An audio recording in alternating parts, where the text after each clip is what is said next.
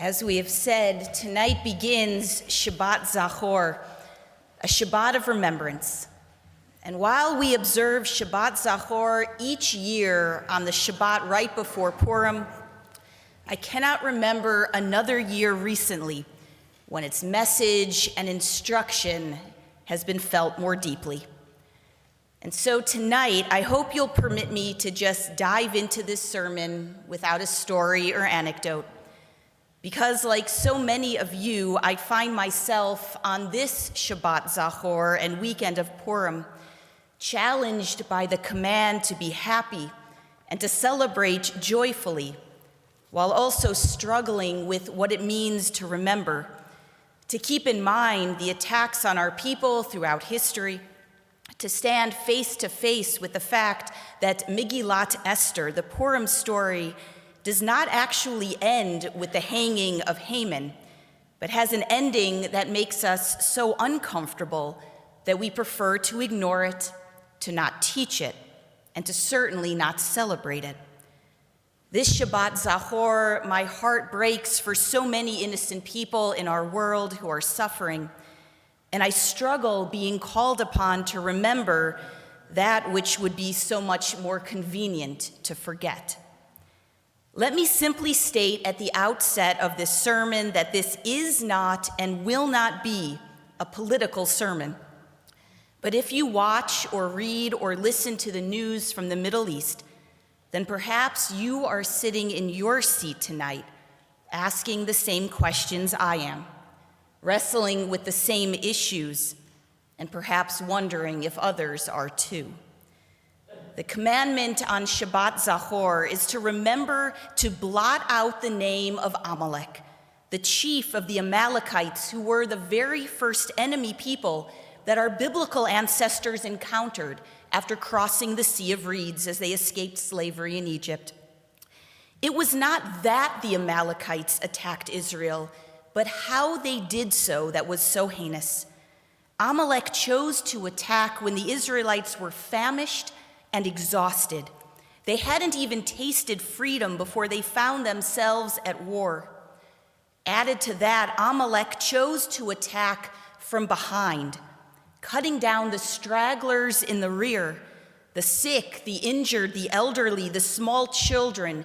Those who were most vulnerable within the Israelite community became the very first victims of Amalek. And Talmud teaches us that Haman, the villain of the Purim story, who wanted to rid the city of Shushan of the Jews, was a descendant of Amalek. Hence why Shabbat Zachor is the somber start to the festival of Purim each year. But then we spend a day filled with celebration and merriment. Haman defeated, his evil plot upended, and the villain killed instead, which is where we often end our reading, and certainly our preschool and religious school teaching of the Purim story. But that's not exactly how the story ends. Instead, we read in the closing chapters of Megillat Esther that the Jews carry out a bloody battle in which more than 75,000 non-Jews lose their lives. The story's ending can be read in two ways: as a legitimate battle of self-defense in which the Jews kill those who were instructed to destroy them, or as a morally and ethically disturbing chapter of how an oppressed people can go on to oppress another people if they are not careful. On Shabbat Zachor, we blot out the names of those who harm and seek to destroy us, while at the same time remembering our wounds and traumas, because those too have made us who we are. It also calls on us to remember our own responsibility to work for the end of oppression everywhere where the weak and the most vulnerable are suffering. It is something I imagine many of us have been wrestling with when it comes to Israel for decades: how to balance our belief in the absolute right of Israel to be recognized and to exist safely and securely as a Jewish democratic state, while also for many supporting a free and secure state for the Palestinian people, which was known as the two-state solution, although discussion and debate about the borders of those states have long been in question. At least for me, this all came to a head most recently in the aftermath of the massacre of October 7th, the brutal murdering of 1,200 Israelis, the taking of nearly 250 hostages into Gaza, and the physical and sexual violence as Hamas attacked kibbutzim and a music festival on the morning of Simchat Torah. While I deeply value human life and never desire the death of innocent people, I do believe in the concept of a just war, and I also believe in Israel's right to defend itself. After all, there was a ceasefire on October 6th, and I found it deeply distressing that when Israel was attacked by a terrorist organization committed to destroying Israel and killing Jews and Israelis around the world, Israel was then criticized for responding strongly and militarily to the attack. And now, as this war nears 6 months, as we learn more about the atrocities and devastation and violence that took place on October 7th, as 130 hostages are still held in Gaza, and as the numbers of innocent Palestinians killed, injured, and forced from their homes without food, water, and other basic necessities continues to grow, and as the Israeli army looks towards further military operations in Gaza's southernmost city of Rafah, my heart simply breaks day after day after day. And while there are so many politicians and leaders and ambassadors and military commanders who know so much more than I could ever seek to understand, still, as a human being, I struggle deeply and am heartsick over the humanitarian crisis unfolding in front of our eyes. Just last week, Rabbi David Saperstein, former director of the Religious Action Center and the United States Ambassador at Large for International Religious Freedom under President Obama, spoke at our annual Central Conference of American Rabbis convention. He shared the story of his own son asking him the question that many of us have been asking ourselves.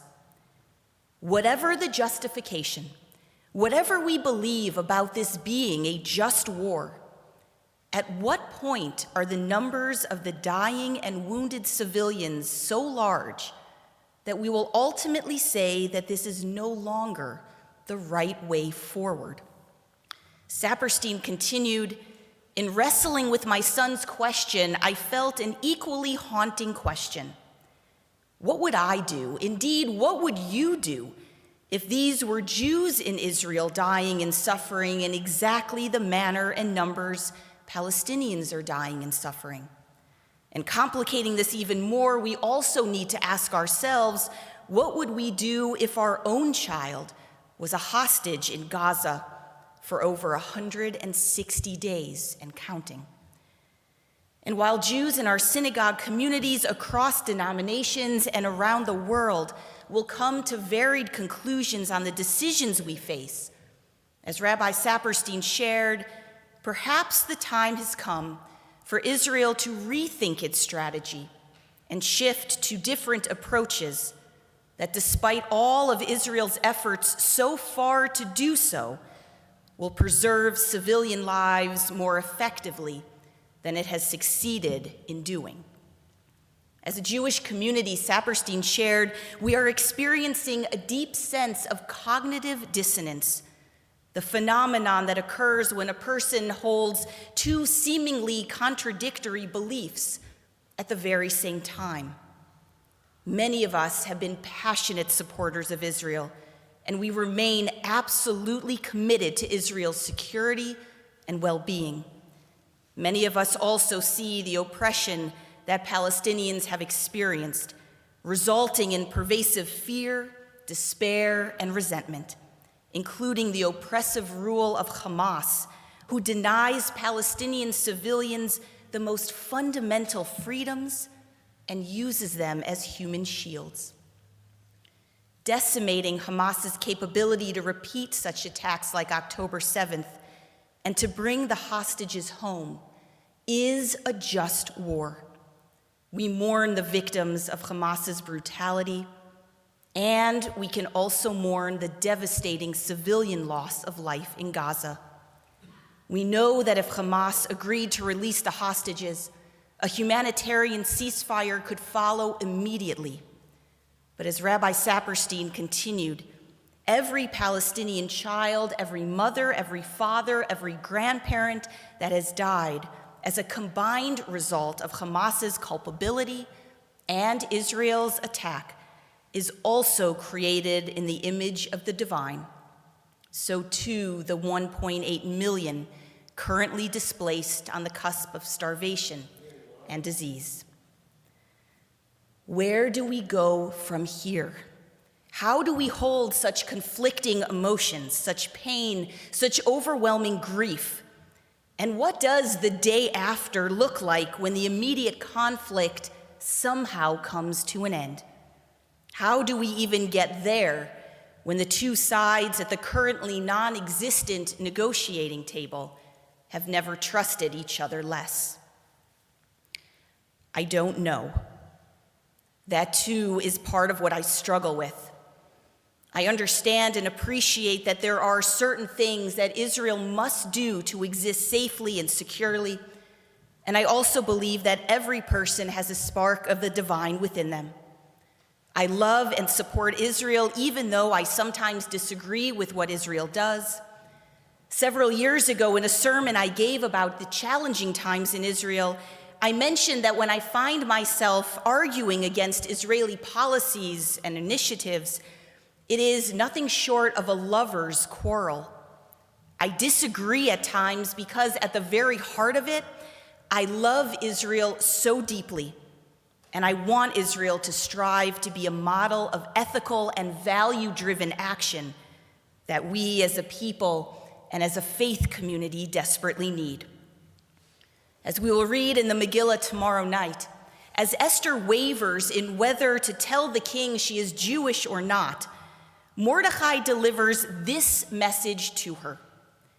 Do not imagine that you, of all the Jews, will escape with your life simply by being in the king's palace.